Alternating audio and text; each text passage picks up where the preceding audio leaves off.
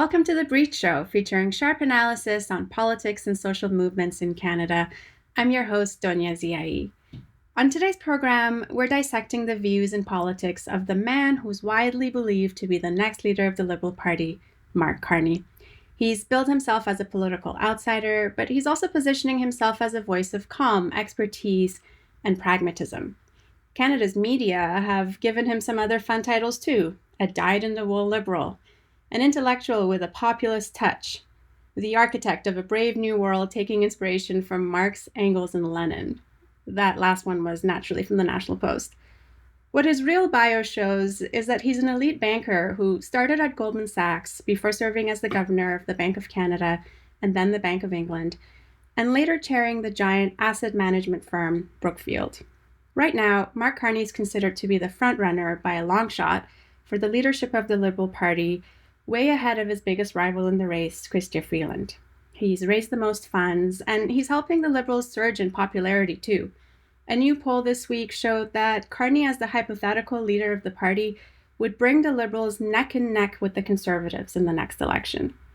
Today on the podcast, we're taking a longer view of Carney's trajectory in politics with journalist David Moscrop, who has just written a piece about this for The Breach.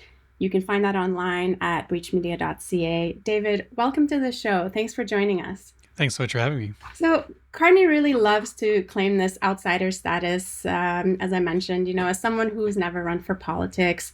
He joked about it on the Jon Stewart show. It's how he launched his campaign. He even took a jab at Justin Trudeau recently when he did an interview on CBC with Rosemary Barton. When he was asked, how are you different from Trudeau?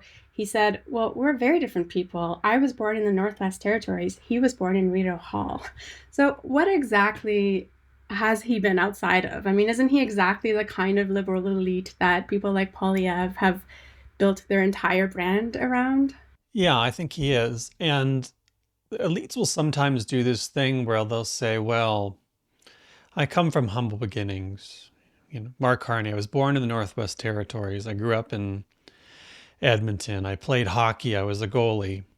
As if that unmakes him a Goldman Sachs banker, a two-time central banker, chair of Brookfield Asset Management, UN envoy for climate, and Liberal Party economic advisor. As if your status as an elite is class-based and hereditary, like it would have been a few centuries ago, instead of a status you can acquire. So he's trying to do this thing of, I'm just a normal everyday guy.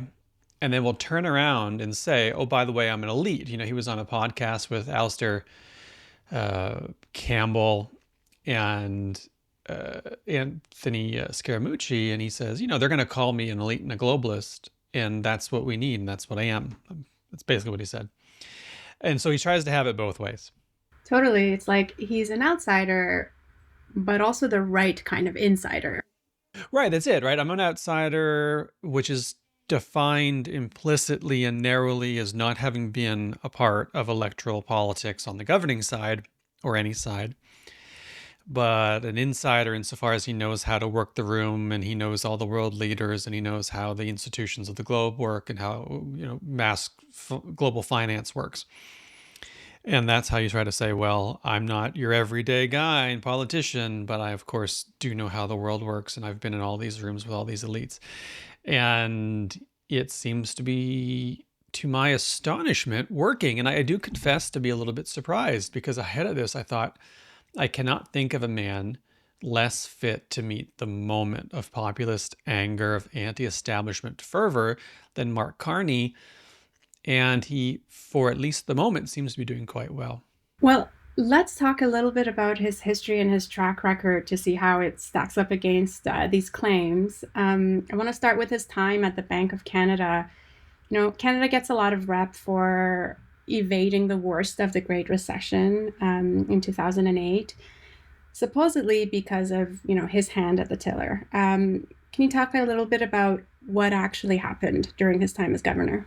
Well, I think it's complicated, because it's both true that during Carney's time at the Bank of Canada, he was in favor of injecting liquidity into the market to prevent a crash, and that was necessary.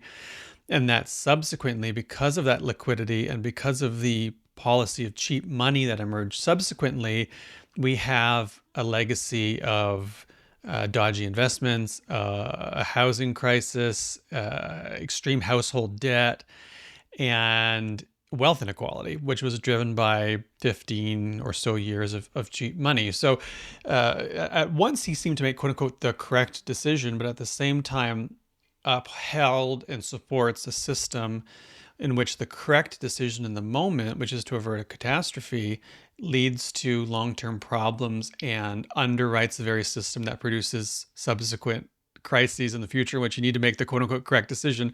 And so how do you score that, right? Well, but it is true that when his, legacy during that time is talked about, you don't often hear about the big bank bailout. I mean, Canadian banks got, just from the Bank of Canada, more than $40 billion injected. Some of them got more than the total value of their company. Yeah, this was like the same thing we heard in the United States, that the banks were effectively too big to fail. And that is true. And that is also an indictment of a system in which you, as a banking institution, can make billions of dollars off of customers, run an oligarchical structure in which you dominate investments and dominate savings and dominate mortgages. And when things go bad, say, okay, well, we need public money or else the whole house of cards is going to fall, and get it. And then turn around a few years later and go back to exploiting the very people who just bailed you out. And, he's made a big reputation too as a climate banker. He's a big believer in ethical green investments.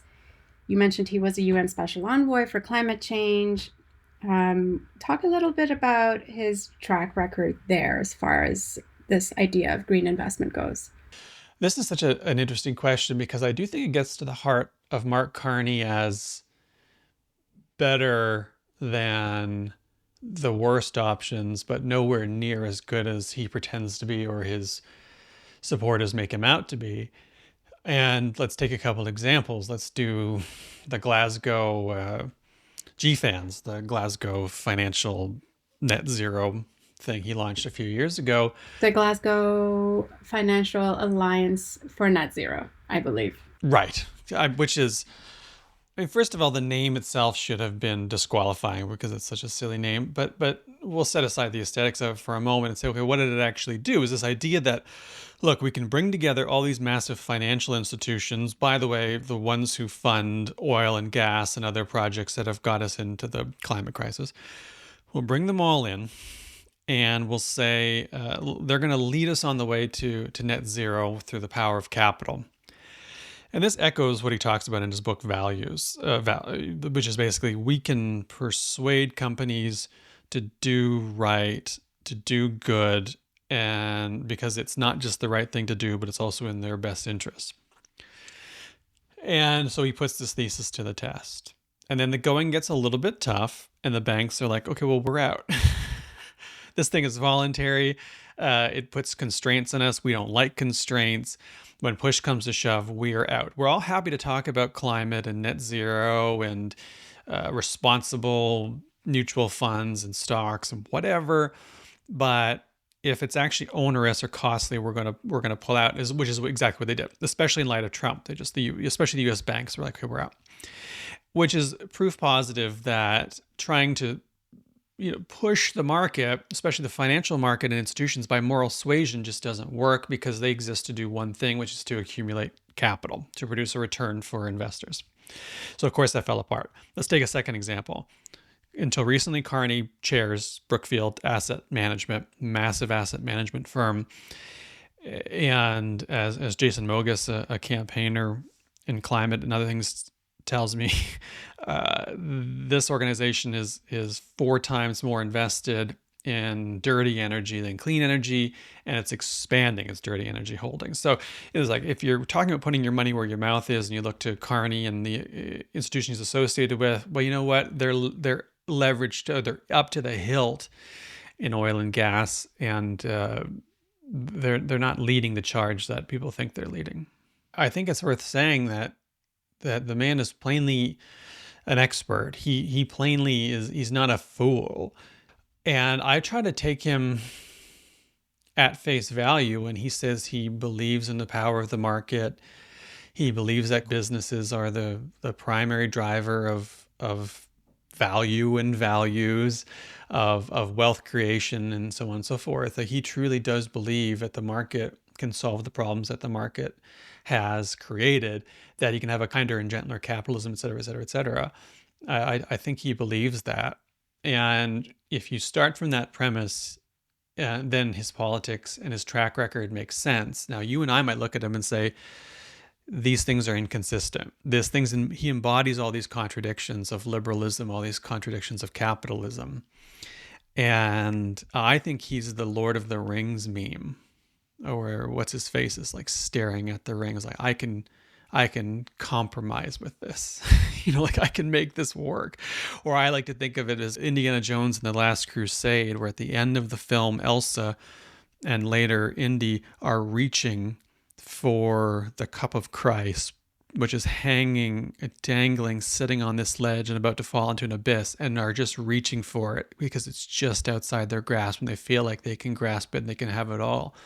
I think Mark Carney believes that he can have it all. He's reaching for that cup of Christ and he just can't let it go.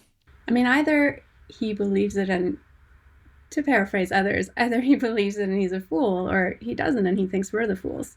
Yeah, I think he believes it. I do. I mean, I think he's in this environment in which he has spent all of his time in these boardrooms. He's spent all this time talking to people who think this way and who look and say, look at all these great things that capitalism has generated.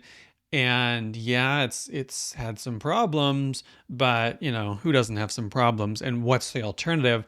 And so let's talk about how we can, shave off the rougher edges of this system, which, by the way, is as old as Bismarck, right? Like this idea that you can take this system and compromise with it, or shape it, or refine it in order to perpetuate it because it's fundamentally good, even though it has some problems, is old, right? I mean, this is how we get the welfare state in some senses, is that, well, we got to do something to keep this thing going, or else we're going to get the communists, we're going to get the socialists.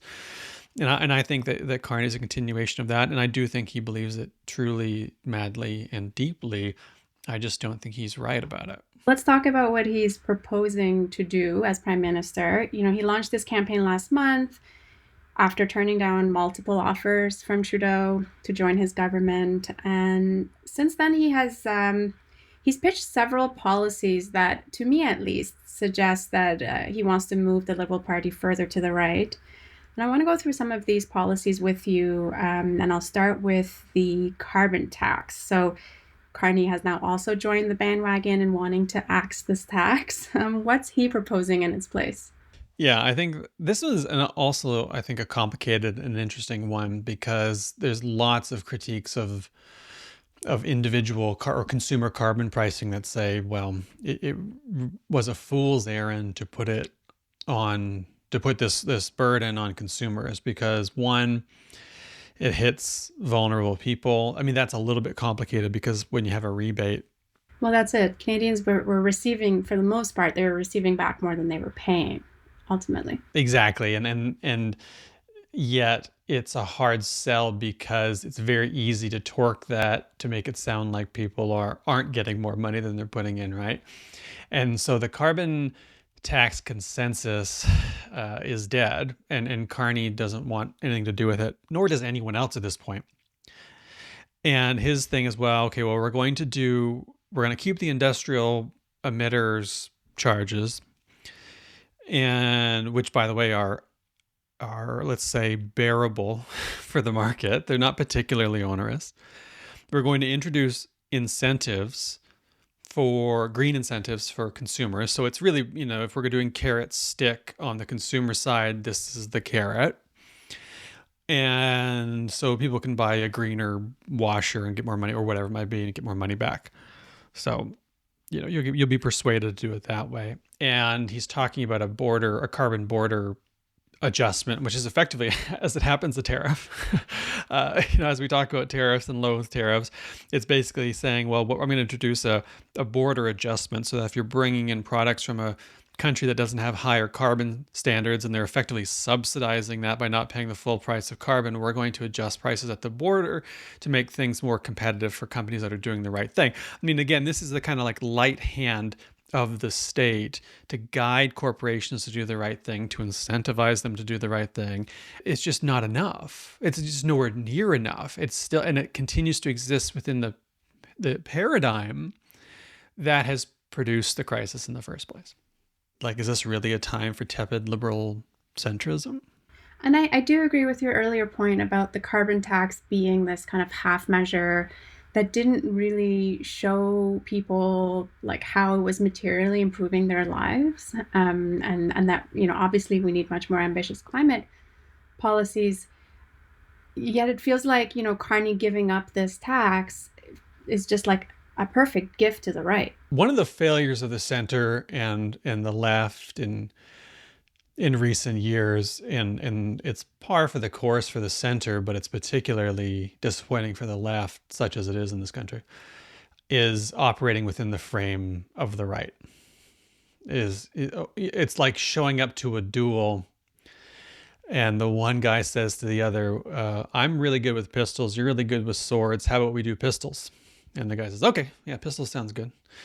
Why don't you put one right between my eyes? And then the other guy proceeds to do exactly that. And, this is it, is we've just accepted the right frame. And, Trudeau himself did this. And this is, the Trudeau government brings in the consumer price on carbon, defends it, goes to the mat for it for a period of time. And then when the going gets tough, they're like, well, okay, we're going to start talking about carved outs. We're going to remove it from home heating for oil. And we're going to, okay. We're because people are having a hard time.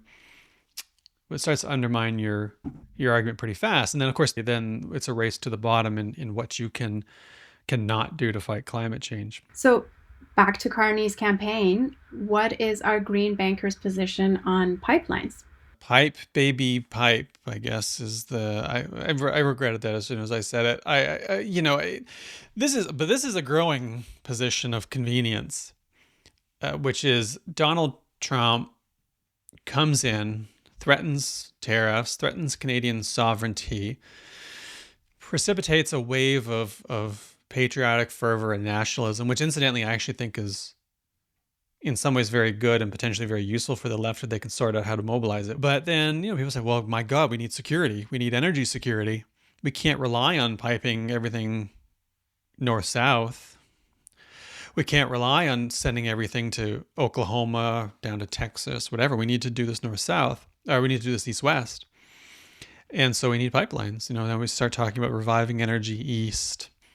And so Carney's talking about, using emergency federal powers to push through infrastructure projects, which again, shorthand is pipelines. Now, he says something different in Quebec, where that's much less popular, although that might actually even be changing a little bit. But, it's really, Quebec didn't want energy east. They're very particular about their sovereignty over energy and other projects.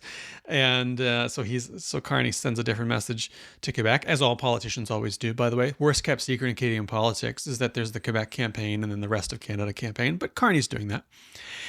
But he's talking about pipelines, but so is everybody. So is the federal energy minister, Jonathan Wilkinson, was talking about this. The Liberals can buy a pipeline, can oppose other pipeline projects, and can create tougher standards for these infrastructure projects, and then the next day say, well, actually, maybe we need an east-west pipeline after all. And people are like, well, I guess.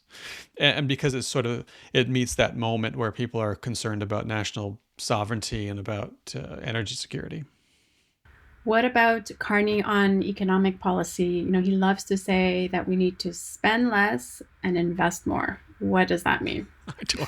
Who knows? The way he's put it is that he's going to run a deficit for investments, but attempt to balance the books on operational expenses. Now, your guess is as good as mine about what that looks like in practice when the rubber hits the road. To me, that sounds like we're going to cut something. And what's that something? Well, if you listen to Carney in Quebec, it's not programs, it's not entitlements, but you listen to the rest of Canada and you think, actually, maybe it is programs and entitlements. And my read of it, because he's talking about using public money to quote unquote, spur growth, because a rising tide lifts all ships. This is the argument, which by the way is trickle down economics. This is the equivalent of trickle down economics. Like, well, tax cuts will find their way back. It's the same thing as, well, if we spend all this public money on the private sector, we're going to get them to build more houses, and your house is going to be cheaper, et cetera, et cetera, et cetera. And that seems to be the play. So it sounds to me like he's going to spend a lot of money on a giveaway to the private sector to get more AI, to get more infrastructure projects built, to get more houses built, none of which the public will own, by the way, or control. And at the same time is going to cut operational spending, quote unquote, which I'm sure will involve the public service getting slashed, which is another Polyev frame, and will probably involve some program cutting, which is yet again a Polyev frame, although Carney says he's going to keep certain things like the Canada Child Benefit, which I think and hope will become sacred and untouchable. Because incidentally, as a quick aside, I think when we look at the Trudeau years, the Trudeau ministry, 10, 20 years out, any careful observer, any historian, any economist is going to look at the Canada Child Benefit as the marquee policy of this government, for which it deserves genuine praise. And so Carney won't touch something like that. But I start to look around like, okay, that's grown to adulthood. Yeah, what about pharmacare? What about pharmacare? What about dental care? What about daycare? I started looking at those and thinking like, well, this is where we might start hearing the word efficiencies. Yeah, the Liberals were already, brandishing about this term for the pharmacare program. They were calling it a pilot project, which was already worrisome enough. And who knows, with Carney at the helm trying to, cut operational spending, what that will mean. But on top of all that, he's also cutting taxes. Well, yeah, you got to cut taxes. I mean, we'll see specifically, who gets, what bracket gets cut and into how much. But this is more liberal orthodoxy. The 2015 Trudeau campaign was focused on the middle class and those working hard to join it, right? And it was that, look, we're going to cut for middle class earners, and that's going to be good because they're having a hard time. All right, fair enough, I guess. It's true that people are having a hard time making ends meet, especially including the middle class, because everything's very expensive. Housing is expensive, groceries are expensive, cars are expensive, all the things that we've come to need because we don't build better cities. And so we're going to get some cuts, which of course you have to pay for, right? So you've got to then find some money somewhere else because you're giving all the money you have to private industry to quote unquote spur investment. But you want to run a balanced budget in the long term, and at least a balanced budget on operational expenses in the short term. Oh, and by the way, you got to spend free up money for the military. Can't forget that. He has promised to have Canada reach the NATO benchmark of spending 2% of its GDP on military spending by 2030, which is 5 years from now. So he wants to spend billions more on the military while he's cutting taxes. And by the way, he's not just cutting taxes for the middle class, he's also scrapping the capital gains tax increase. Yeah, this is another one where the Liberals were all for it, including Chrystia Freeland, who was all for it as finance minister up until December, when she was still in favor of it, speaking in favor of it, and then quits the cabinet, runs for leader herself, and is now opposed to it, and Carney's opposed to it too. And this was what gets me is that the capital gains increase was such a modest ask. It was really about saying we're going to increase the inclusion rate, not even the percentage of the tax itself, just the inclusion rate, and everybody lost it. And all of a sudden, it was class war. just to ask a teeny tiny bit more. And much like the carbon tax, as soon as there was a kind of revolt from capital and from business journalists in the Financial Post or the National Post or whatever, they ran away from it. The liberals started hemming and hawing. They started talking about amendments well before Carney or Freeland abandoned it. And then, of course, Carney and Freeland come in and they abandon it. They're out.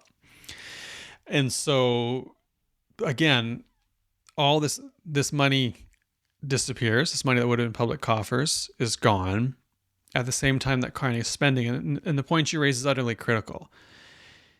He's talking about cuts. He's talking about spending more.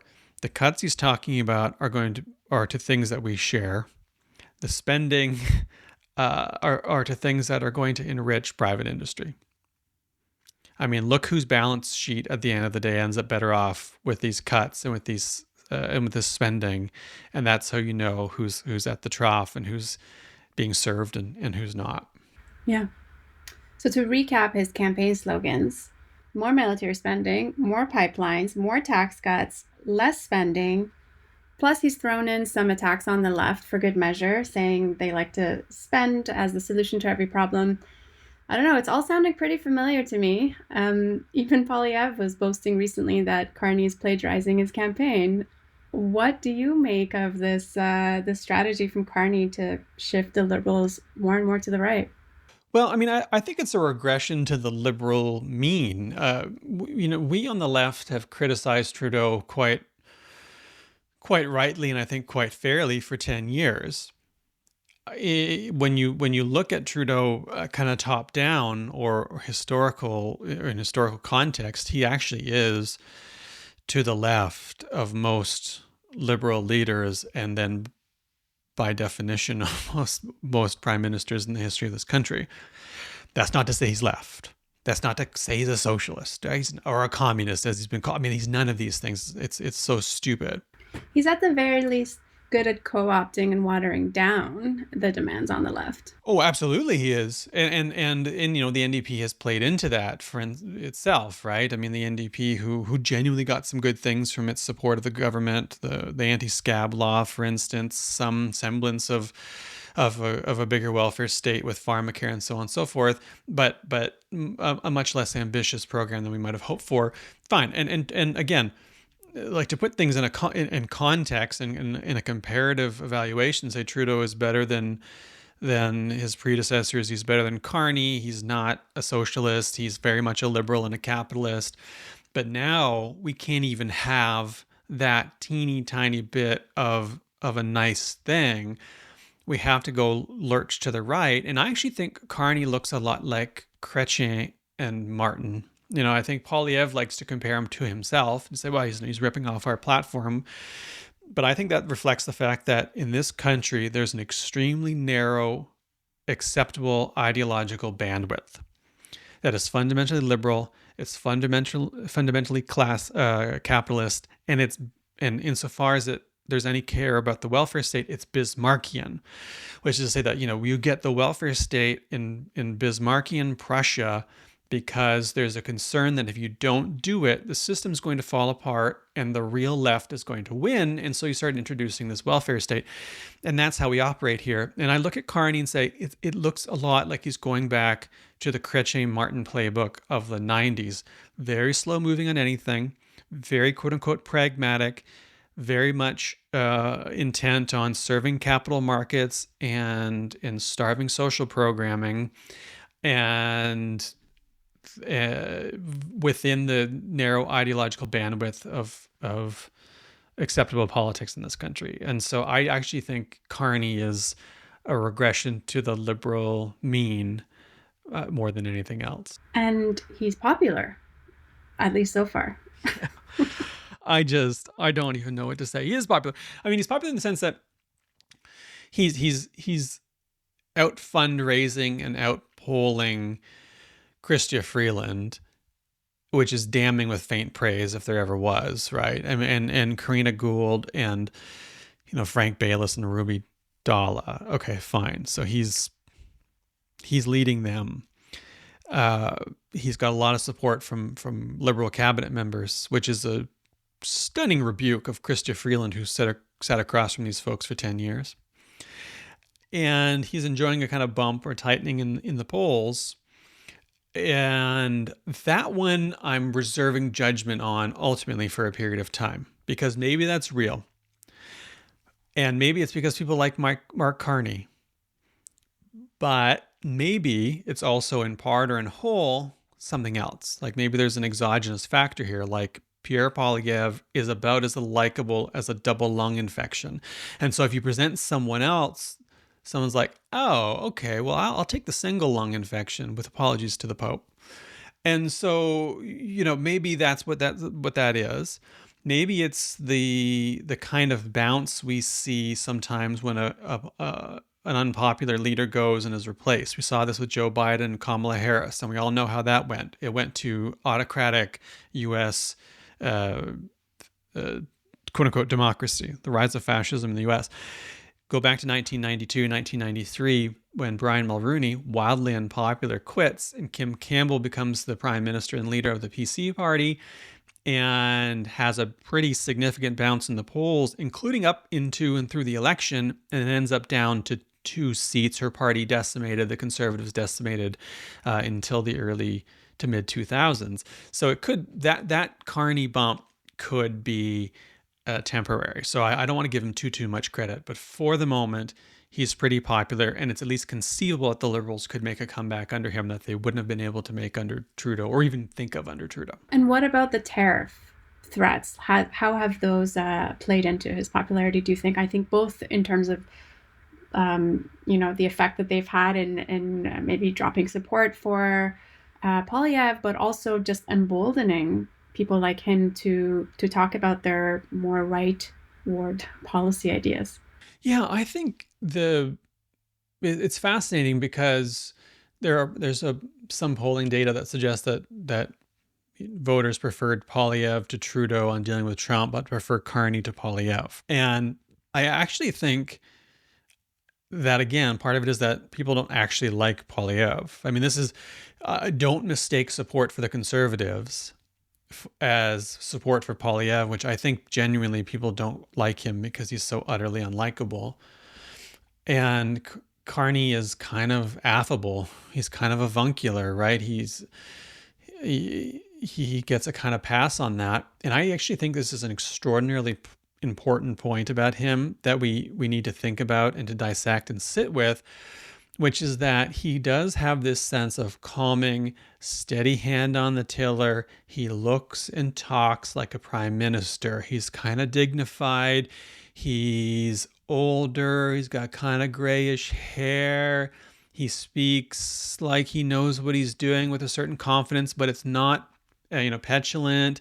And he's constructed as a prime minister. And that construction, this idea in our heads, this almost Platonic idea of what a prime minister is and looks like, Carney is straight out of central casting. And you can go in the social psychology and political psychology research on this, and where they had people go look at photos of candidates, and they asked the people which one looks more like a governor or a congressman or whatever. And that would predict the winner in a majority of cases, that person who looked the part. Of course, that's a construction that is racist, sexist, ageist, ableist, et cetera, but it is the common sense construction that we have and that we perpetuate. And Carney fits the bill. So I actually think there's a lot of that going on too, which says nothing about whether or not he has the capacity or not, but says everything about our popular construction of leadership and competence. Is he the kind of politician we need right now to respond to all the crises of our time? We're talking about extreme inequality, cost of living crisis, planetary crisis, and then on top of that, a right-wing agenda that's like seizing on all the outrage that's coming out of all of this. Are we just going to end up with Poilievrism without Poilievre if we get Mark Carney? Well, I think so. I think we're going to end up with Chrétien Martin, which is basically Poilievrism to a large extent. And I look at the the moment of crisis in which we're in. And I actually kind of feel ripped off, because I think if you go back and look at 20th century history and moments of crisis, you see Franklin Roosevelt during the Depression and the Second World War, who, again, for all his faults, remade the welfare state and U.S. government. You see Clement Attlee in the United Kingdom at the end of the Second World War, who came in and pursued a remaking of Great Britain. And then we are in a crisis that is in many ways akin to those past crises, not just the climate crisis, although that's premier, but also the crisis of the rise of autocracy and fascism, and the decline of even deeply flawed liberal democracy. And like, well, what do we got now? People are like, well, we're going to futz around at the edges and try to persuade companies to be good. And I think we'll ultimately get Carney or someone like Carney, certainly those sorts of policies, until someday somebody sees that there's a critical juncture to be seized, that there's a real moment of populist anger that can be mobilized through grassroots, participatory, deep democracy and socialism, as it happens, to remake the country. But I look around and think, well, I don't know who that's going to be, but it's certainly not going to be Mark Carney. Well, David, we'll leave it there. Thanks so much for joining us. Thanks so much for having me. Well, if you like what you've heard on The Breach Show, please subscribe to the podcast. And if you support our work, please become a sustaining member to help us produce more journalism for transformation. You can do that by going to breachmedia.ca/support. Thanks for listening.